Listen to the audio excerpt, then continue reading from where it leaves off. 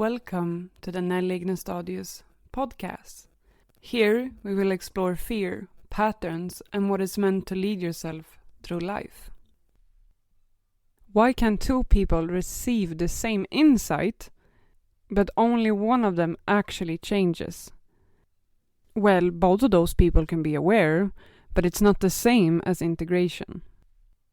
One of them can hear, maybe the way your mother treats you is influencing how you relate to people today.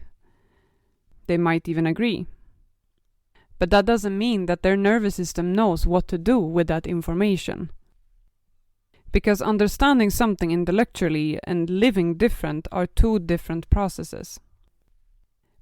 And something that determines this also is protective strategies.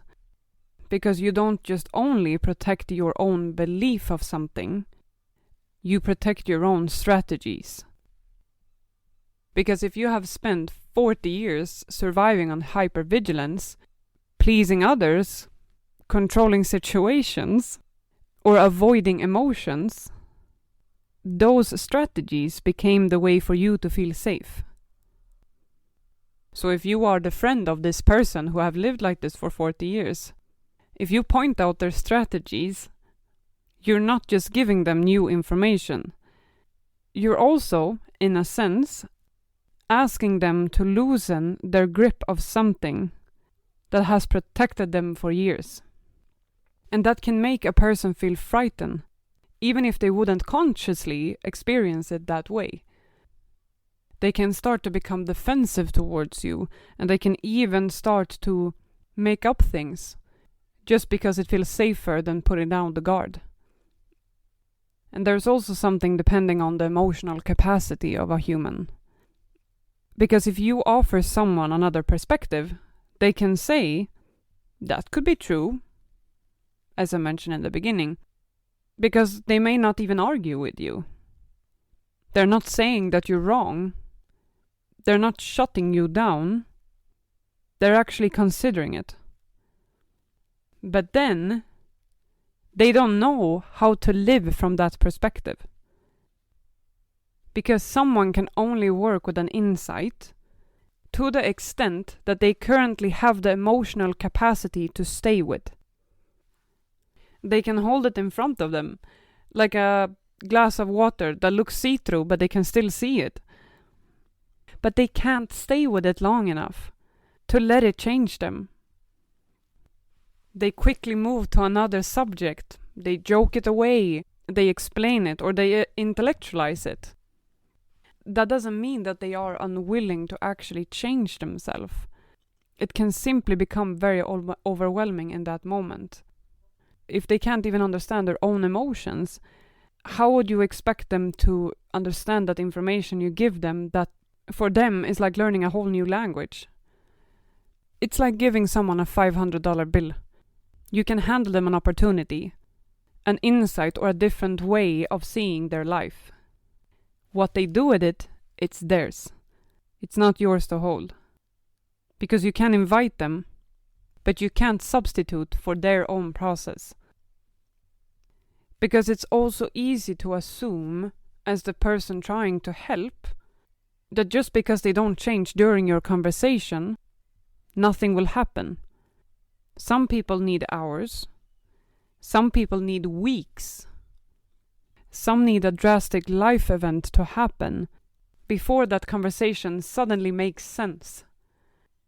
And the grief in that part is that you may not see that part of them.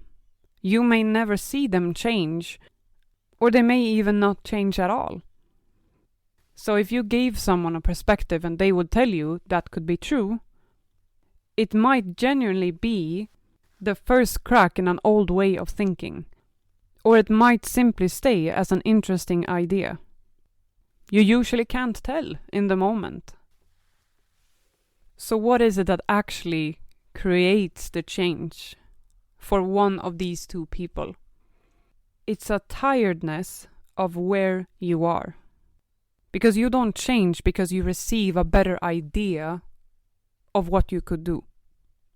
You change because your current way of living stop being bearable. You can't handle it anymore.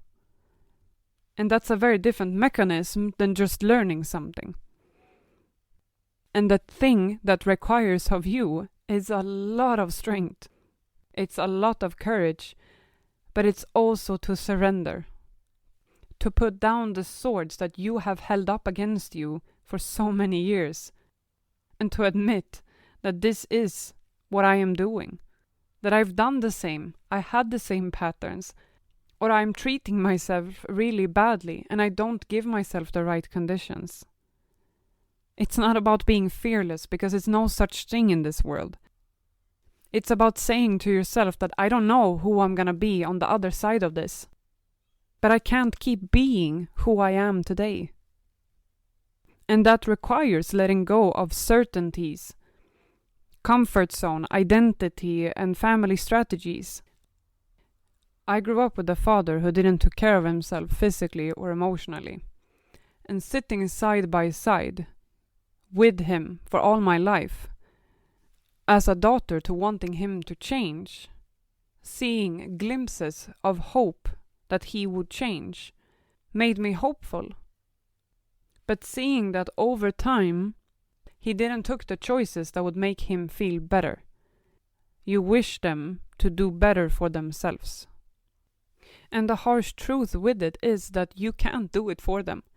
You can invite them to try to understand, but it's their life. It's their job to help themselves. If they are not receiving what you are trying to give them, you are giving away your own energy. You may even be able to explain your childhood patterns completely perfect. Explain why they behave the way they do, but they can still repeat those patterns every day. And yet again, the knowledge alone doesn't create movement. Because life needs to become unsustainable. To stop defending the old identity and become open to uncertainty. Not to blame yourself, but to recognize that no one can live my life for me. And then start acting differently. Not once, but repeatedly, until a new way of living becomes your reality. And what conditions do you give yourself to make transformation possible? Not only the really bad roadmap that you received from your parents, but the line between that those behaviors, are they actually your truth? Or are you just living someone else's? And what conditions do you give yourself to make that roadmap a little bit easier to read? Do you create a new one? Draw it yourself?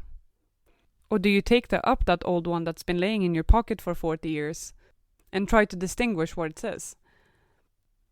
You can be so empathic, you can be so loving. You can ask them questions, you can create the safety, but you can't manufacture the moment that another person says, I'm done living like this.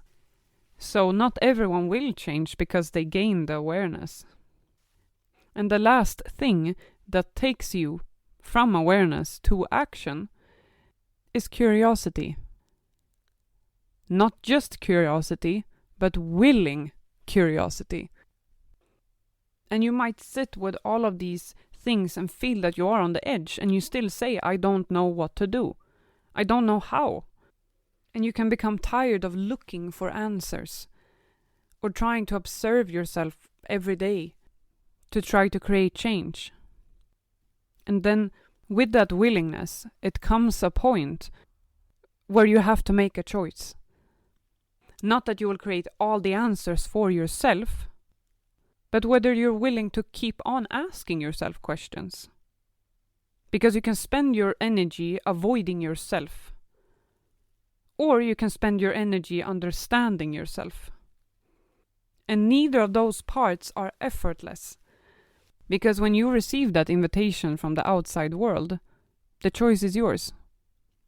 You either continue to protect the life that you build around the old strategies, or you can become curious enough to discover whether another way of living is possible.